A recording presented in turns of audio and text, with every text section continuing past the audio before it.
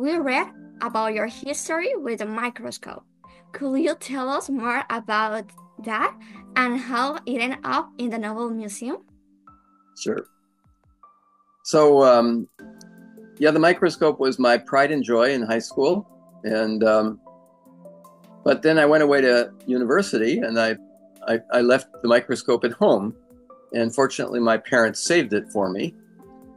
And then many years later, when I moved to Berkeley, where I'd been a faculty member, and I had a family, they sent it up to me for safekeeping, and I kept it in my home. But neither of my children showed any interest in science. So the microscope just sat and collected dust. And then when the Nobel Prize was announced, sometime later, every year, the museum sends a notice to Nobel laureates to them send in some memento, some piece of equipment that reflected somehow their discovery, their important discovery.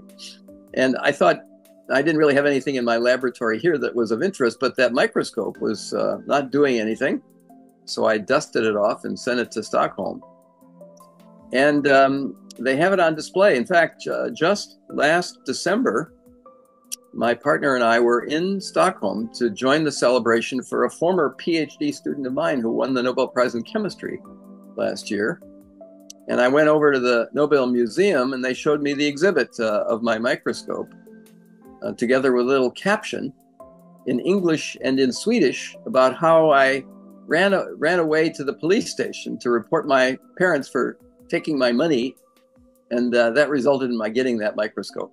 So, That's that, if I had imagined when I was a kid, 12 or 13 years old, that this microscope would end up where it is, I would have thought I was crazy. it was worth fighting for. Yeah, That yeah. I don't think my father felt that way at the time.